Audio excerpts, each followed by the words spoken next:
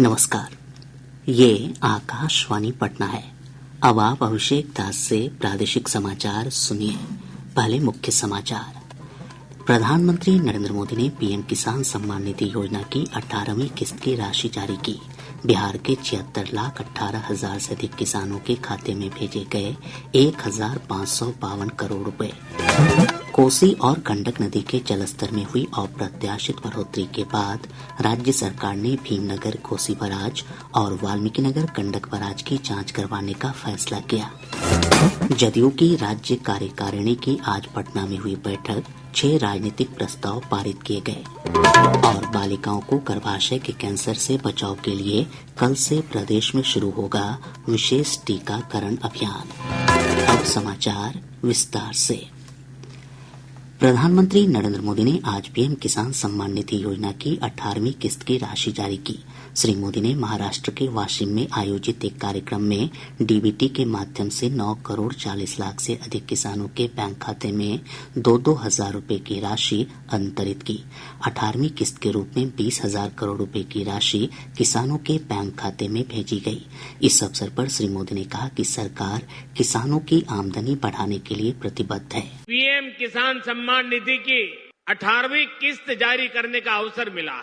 देश के 9.5 करोड़ किसानों के खातों में आज 20,000 करोड़ रुपए ट्रांसफर किए गए हैं।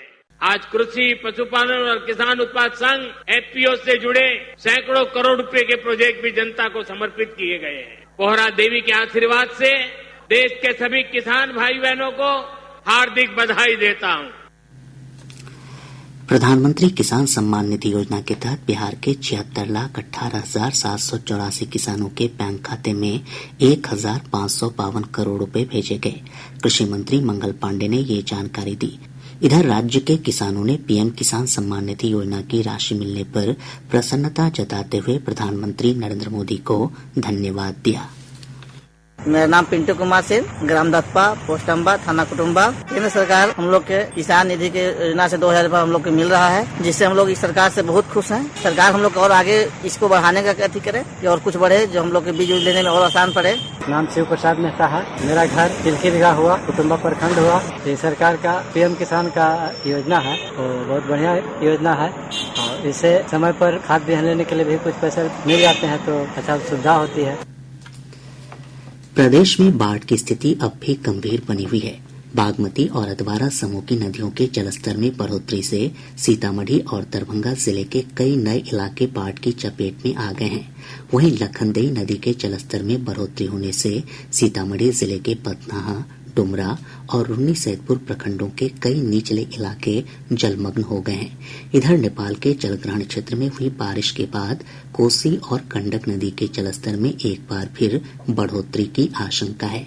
नेपाल के कोसी बराज क्षेत्र से पानी छोड़े जाने के बाद भागलपुर में बाढ़ का खतरा एक बार फिर बढ़ गया है।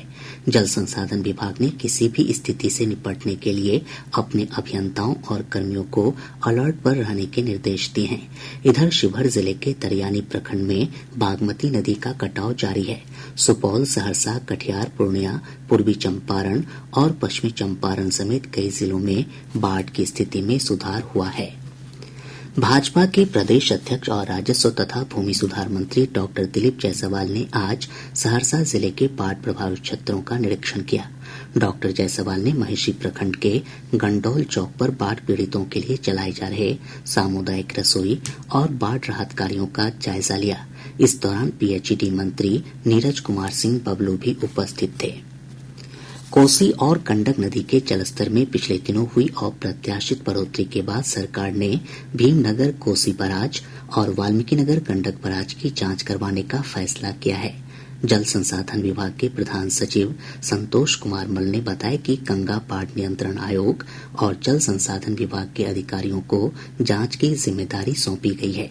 जांच के दौरान यह देखा जाएगा कि जलस्तर में बढ़ोतरी से बराज को किसी प्रकार की क्षति तो नहीं हुई है। साथ ही बराज के ओवरफ्लो करने की भी जांच की जाएगी। जांच टीम की रिपोर्ट के आधार पर सरकार आगे की कार्य योजना बनाएगी। जदयू की नवगठित राज्य कार्यकारिणी की आज पटना में बैठक हुई। इस बैठक में 6 राजनीतिक प्रस्ताव पारित किए गए। पार्टी के राष्ट्रीय कार्यकारी अध्यक्ष संजय कुमार झा ने बताया कि एनडीए के सहयोगी दलों के नेताओं के साथ समन्वय बनाने के लिए संगत पंगत कार्यक्रम शुरू करने का फैसला किया गया।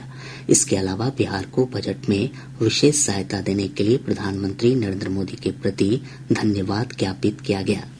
मुख्यमंत्री जी ने जो टिप्स दिया है अगले चुनाव के लिए, जो हम लोगों ने काम किया है, उसी काम के बदौलत हम लोग पॉजिटिव वोट लेने जाएंगे। हम लोग भावना नहीं भड़काएंगे, हम लोग काम पर वोट मांगेंगे। और उन्होंने धन्यवाद दिया है आदरणीय प्रधानमंत्री नरेंद्र मोदी जी, गृह मंत्री जी को, और जो भाजपा के राष्ट्रीय अध्यक्ष है उनको धन्यवाद दिया है कि इस बार के बजट में खास करके सड़क में, उद्योग में, पर्यटन में और बाढ़ के मैनेजमेंट के लिए जो बजट में भारत सरकार ने बिहार को विशेष सहायता देने का घोषणा किया है।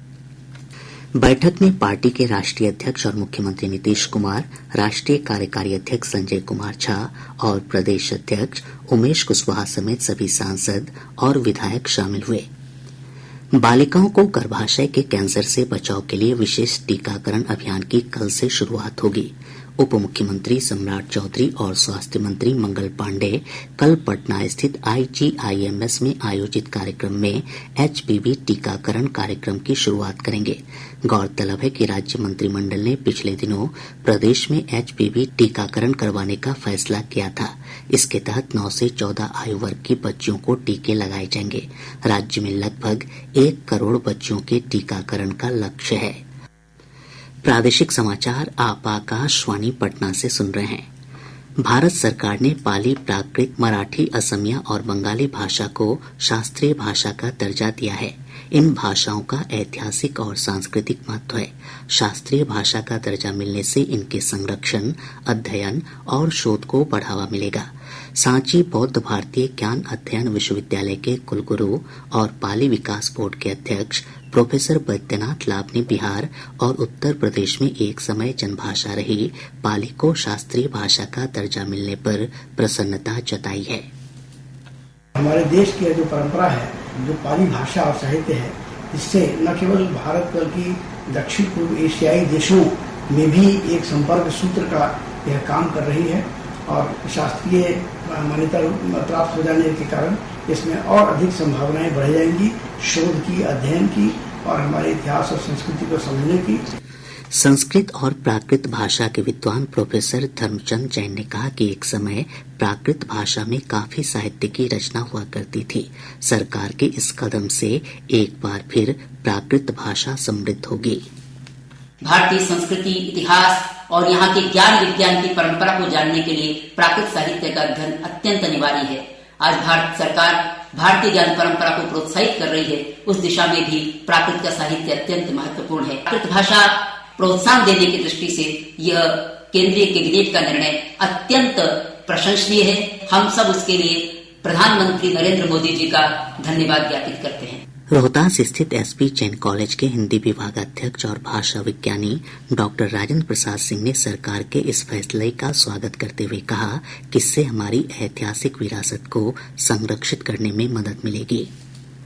पाली और प्राकृत को जो दर्जा मिला है शास्त्रीय भाषा का, वो इस कारण से कि चूंकि हमारी जो पुरानी विरासत है, हमारा जो पुराना इतिहास है, हमारा जो पुराना सांस्कृतिक बोध है, वो पाली प्राकृत, इसके लिए मैं केंद्र सरकार को बधाई देना चाहता हूँ।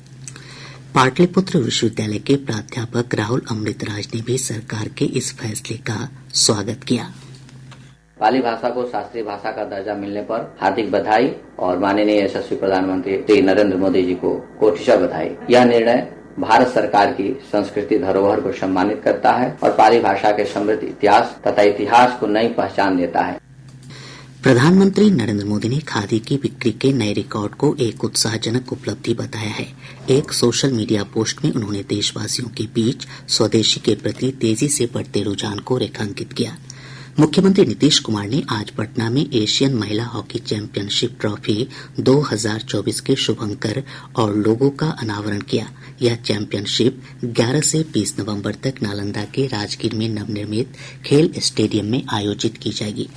शारदीय नवरात्र के आज तीसरे दिन वैदिक मंत्रोच्चार के बीच मां दुर्गा के चंद्रघंटा स्वरूप की पूजा अर्चना की जा रही है।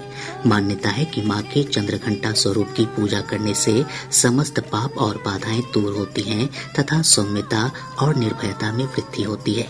हमारे संवाददाताओं ने बताया कि मंदिरों और शक्तिपीठों में सुबह से ही लोग पूजा अर्चना के लिए पहुंच रहे हैं।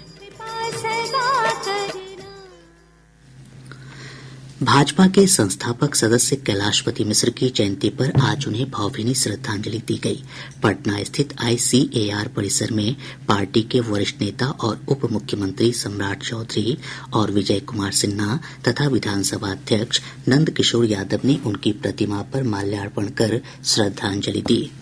पूर्णिया जिले के अनगढ़ थाना क्षेत्र से पुलिस और STF की टीम ने डकैती की योजना बना रहे 5 अपराधियों को हथियारों के साथ गिरफ्तार किया है। अररिया जिले की एक अदालत ने बाल तस्करी के दोषी मोहम्मद जुबैर आलम और अलीम मस्तान को 6-6 साल कारावास और 5-5 हजार रुपए अर्थदंड की सजा सुनाई है। और अब अंत में मुख्य समाचार एक बार फिर। प्रधानमंत्री नरेंद्र मोदी ने PM किसान सम्मान निधि योजना की 18वीं किस्त की राशि जारी की। बिहार के 76,18,000 से अधिक किसानों के खाते में भेजे गए 1,552 करोड़ रुपए। कोसी और गंडक नदी के जलस्तर में हुई अप्रत्याशित बढ़ोतरी के बाद राज्य सरकार ने भीमनगर कोसी बराज और वाल्मीकिनगर गंडक बराज की जांच करवाने का फैसला किया। जदयू की राज्य कार्यकारिणी की आज पटना में हुई बैठक 6 राजनीतिक प्रस्ताव पारित किए गए। और बालिकाओं को गर्भाशय के कैंसर से बचाव के लिए कल से प्रदेश में शुरू होगा विशेष टीकाकरण अभियान। इसके साथ ही आकाशवाणी पटना से प्रसारित प्रादेशिक समाचार का ये अंक समाप्त हुआ।